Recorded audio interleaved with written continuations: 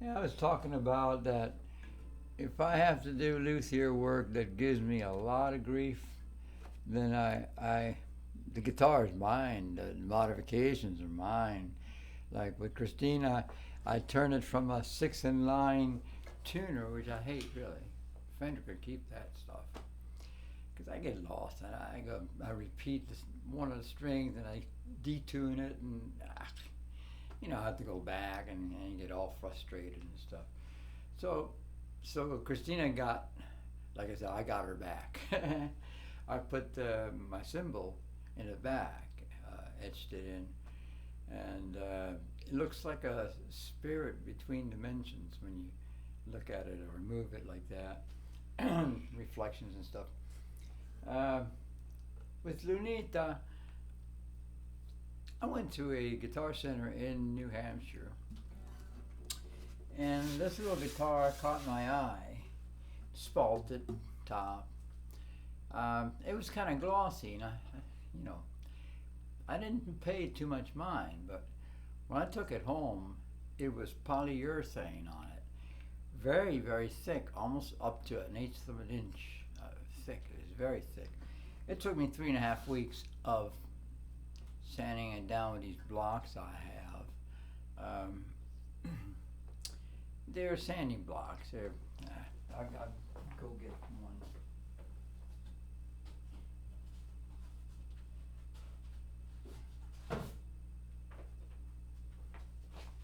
Basically, these I went through a few of these.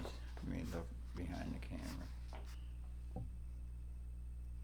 It's got an angle on it, so when I would get to the bridge, Patrid's bit, that I wouldn't scuff it. It would just stop there. So, um, well, I kept going on it that 3.5 weeks, and this area was very. Let's see, I can't really see it. This area down here was so thick, and it took me so long to get through it.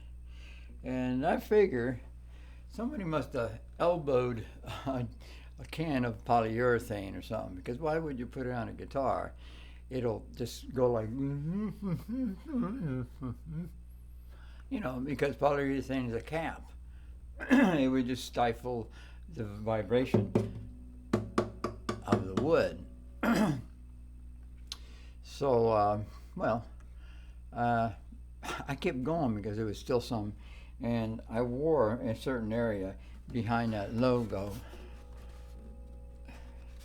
And that is why I put that there, but not just why I put it there, but also because it gave me a lot of grief.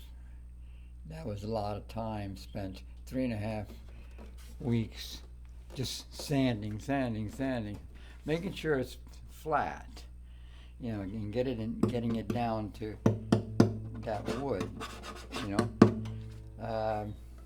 Finally, it got there, but just before I finished, I saw a cross grain underneath that. The wood, the grain is going this way, but then I saw it going this way. I said, "Oh no, it's not solid like I thought." And here, around the mouth, it looks like it's solid. I swear to God, it just doesn't look like it's layered or laminated. So, at any rate, I found this rock and roll man here. And am I looking at it? I saw that. I thought, wow, I have a symbol that I drew and cut it out. One of the few times that I used exacto type blades, and I thought I'd put it there. Now, once I put it on, the whole guitar needed to be covered with something Then I found out about this stuff that painters, when they paint something, they don't want it to reflect, so they spray it with a non-reflective uh, top coat, like, and that's what I did. That's why it looks so three-dimensional. Sometimes I say, wow, it really looks three-dimensional, you know. And it's because of that. It's non-reflective, and it's not smooth like gloss. You know, it's not gloss at all. It's the opposite. It doesn't reflect. It just allows you to see what's behind it. So that's what Lunita's story is. Um, it's it's a full-size concert guitar. I kid you not. It's deep. I know because I had a tailor, a modern tailor, and it was a medium-sized guitar, and it was smaller. Uh, it had a beautiful sound, not as deep as Lunita, but sometimes I want that, you know. And she still got plenty of high end, so I kind of like that's my baby, you know. And after I did all that work, but the tailor just came precision made. The only thing I did was I lowered it to jazz action, and then it was very easy to play. That's the guitar that I gave my pastor's wife. Uh, she was telling me the other day that it's so easy for her to play it, and I says, well, it's a jazz action, you know, because that's what I use it for. However, that carving is right up there with easy to play guitars. So she's used to easy to play guitars, you know.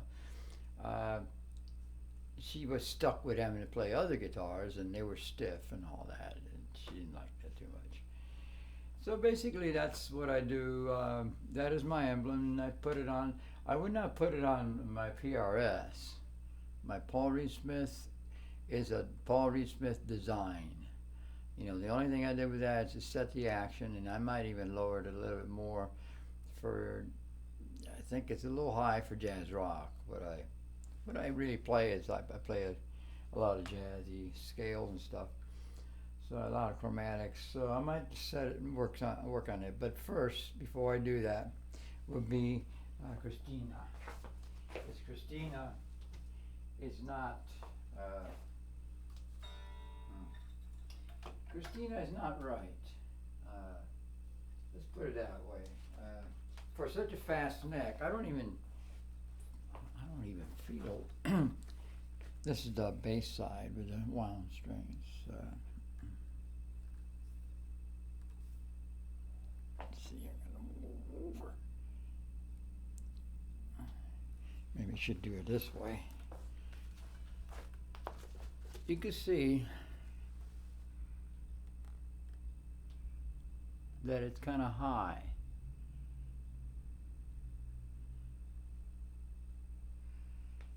Okay, that's wound string side. This is the little bit lower on this side.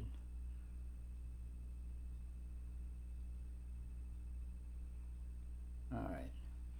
So I got to work on this one, but she got that also because of the frets.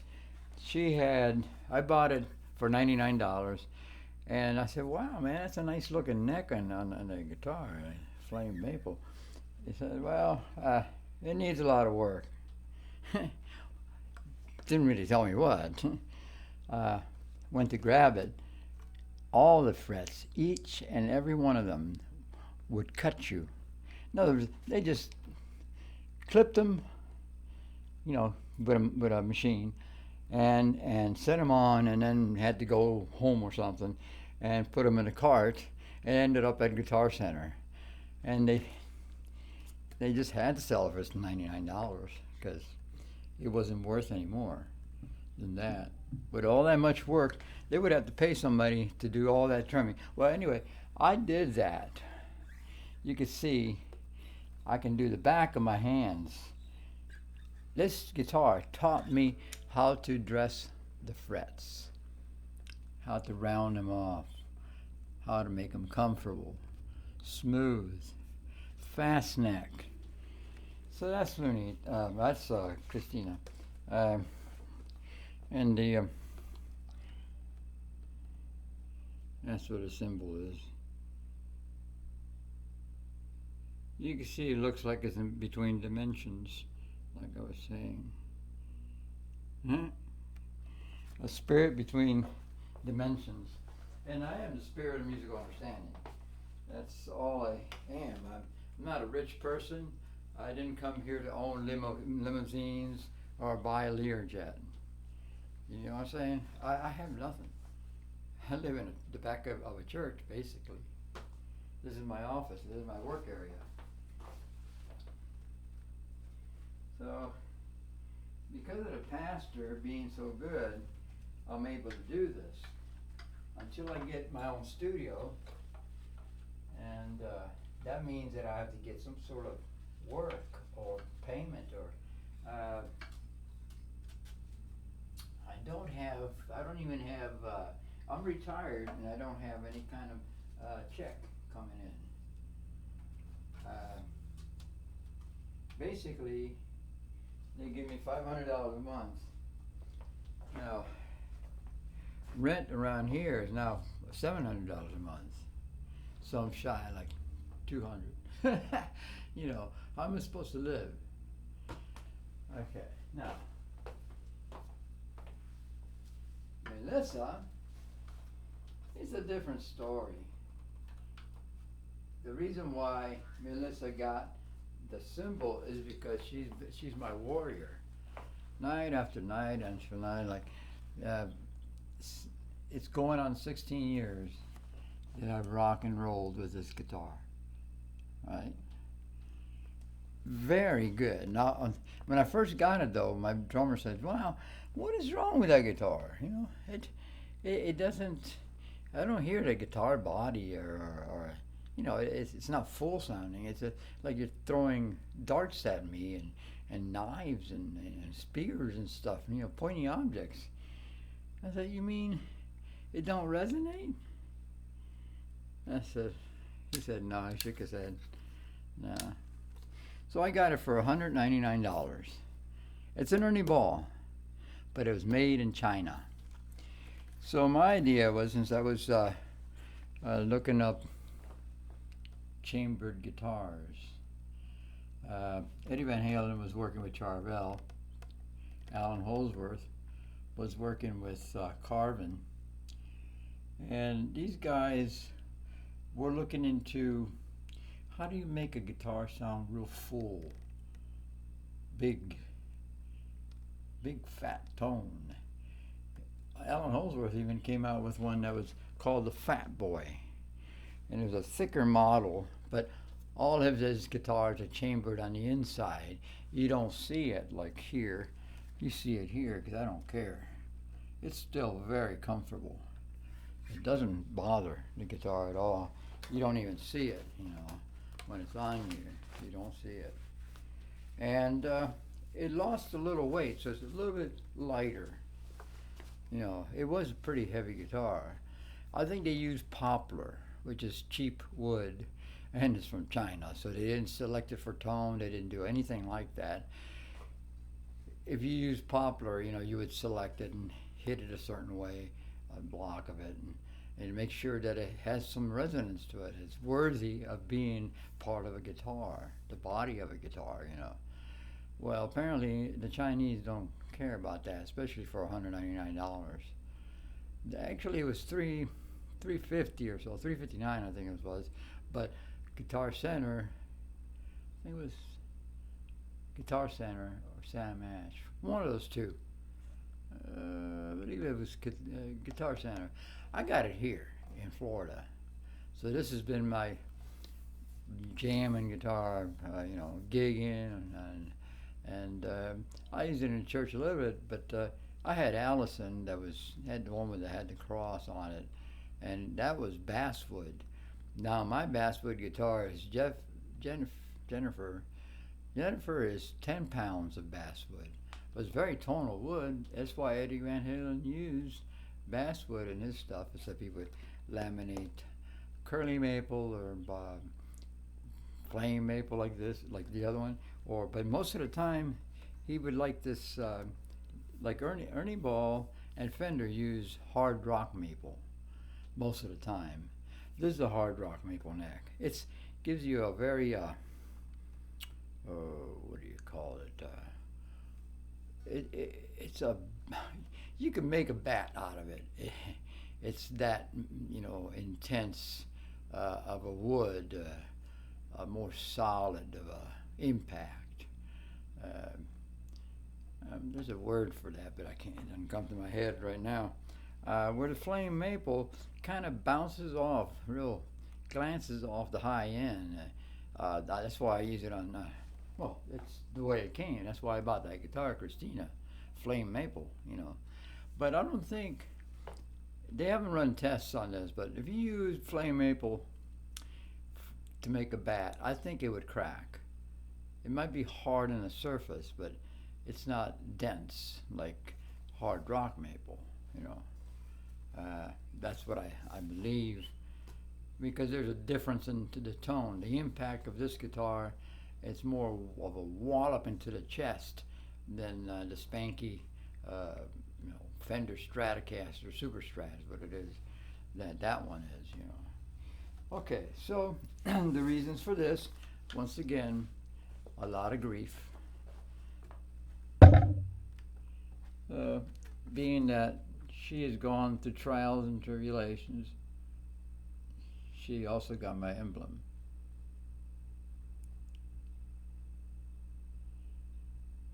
Spirit of musical understanding. That's guitars, woodwinds, percussion. That bar across there is for vocals. It's a circle with a horizontal bar going across, and that's a letter, a Greek letter that signifies spirit, and they pronounce it theta. Okay. Now, the 16th note, which 1 and 6 is 7 in that word, is for my musical abilities, my improvisational skills, songwriting, and all that goes with the 16th note. And that's basically what my emblem is. I've had it since 1970. It came to me, I was sleeping. This thing woke me up. It stuck to my forehead, and I had to go to my desk and draw it. And I just drew it, right? Drew the pattern. Later on, I realized, wow, that's a Greek letter. And then, the pyramids, a good firm foundation. Well, my foundation is guitar. I may play flute, sax, and harmonicas, but that's woodwinds. So, but the foundation, and it's only one note at a time, except for harmonicas. You can do, a couple notes and stuff, chords, semi-chords, and bend some of them. That's basically the story on Melisa. It's very organic for me. I'm very familiar with the neck. I mean, after playing it 15 years and going on 16 years, and it might even already be 16 years. I got locking tuners. Let's see if we can see them. They're Ernie Ball tuners. That's what they sell you. However, it's got that S on them. They're German. They might be made by Schaller. Just a question mark. Cristina also has the same tuners, Ernie Ball tuners, same deal, the S on them. So these guitars are custom. It is a custom shop, custom guitar shop. I work on guitars, but my 3 customized guitars are Lunita de mi corazón acoustic, Melisa chambered guitar, and Cristina chopped headstock. Went from a Fender 6-in-9, which I hate, they can keep that, to Ernie Ball type. And that's a custom kind of work that I do. It's very private though. I do it, well, of course, for my babies here, my guitars, my girls. In fact, these are my three, I call them the three sisters. All three of them are vibrato guitars, including the PRS. So those three always, they play together. They hang out together. My two vibrato-less guitars is Lunita, de mi corazón, and Jenifer, the Les Paul looking one. And that one's got Grovers.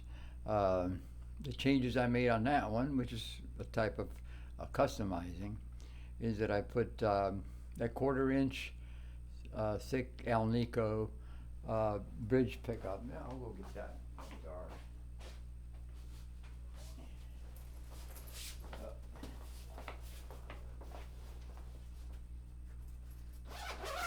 This is Jenifer, and she has the hottest pickups. Definitely the hottest. The best pickups, the most expensive pickups. Now she's got that black knob. It don't look too bad because it's a dark neck, and all the screws on carbon stuff are black, and then it's got a black headstock.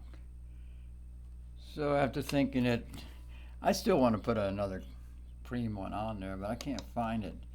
I don't know what's going on with knobs, man. You just can't find what you want, you know. But see, I've done no other customization. It's got Grovers because Peavy put the cheapest pieces of crap on this guitar. It's such a good guitar. 10 pounds of basswood.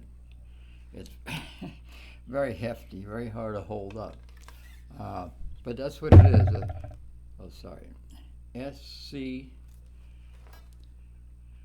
SC-2. That is the model. Peavy.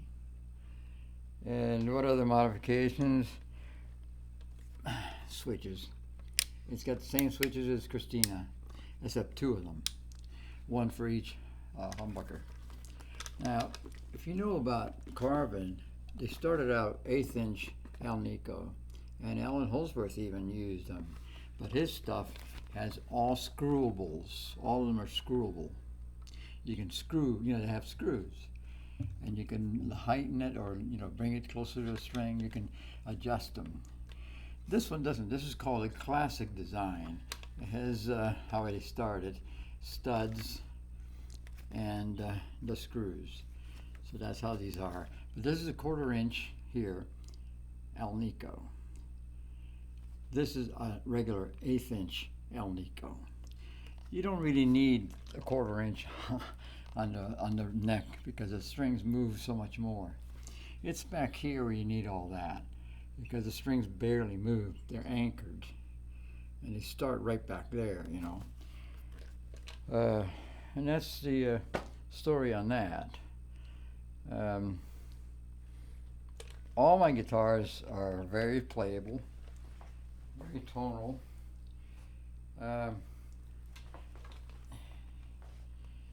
Okay, I did lower it, if you can see that.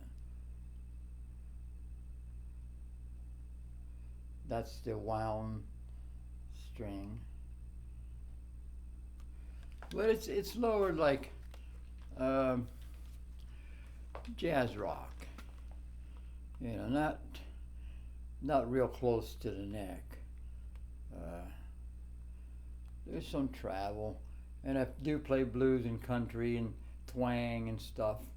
So this guitar, being that it's 24 3/4 inch scale, it's real easy to do twang, country twang, blues, bend the strings, do slurs with 2 strings at a time or however many you want.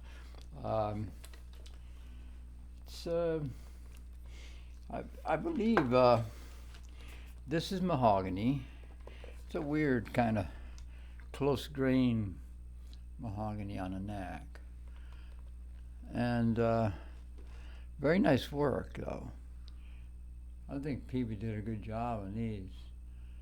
The only thing is the weight. And they came perfectly dressed. Look, the back of my hands, the back of my fingers. You know? In other words, these luthiers paid attention to detail, and they did a nice round ends on the frets. They're medium jumbo frets, which I like. Kind of like Melisa. Melisa has that. And that's basically the story on this and on Jenifer. I'll probably have to clean her up and that kind of thing.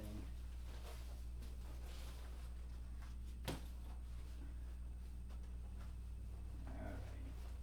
Back in your little bed. Yeah.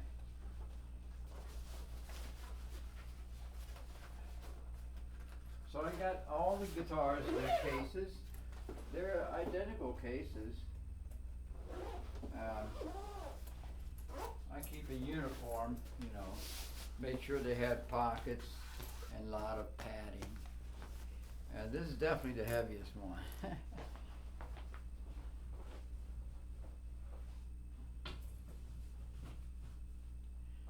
And Lunita's got her own case, but it's not as padded. It's kind of it's a gator. I guess I could take that. You could see when it folds like that, you know that it's not much.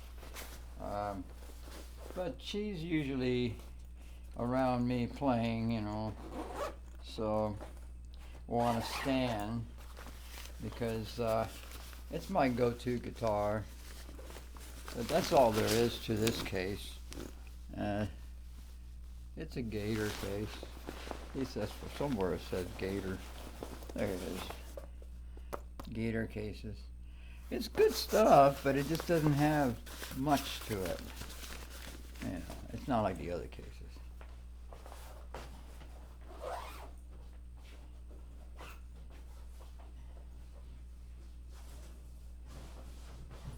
And that's basically it. It's my little studio office. 'Cause I do the work here too.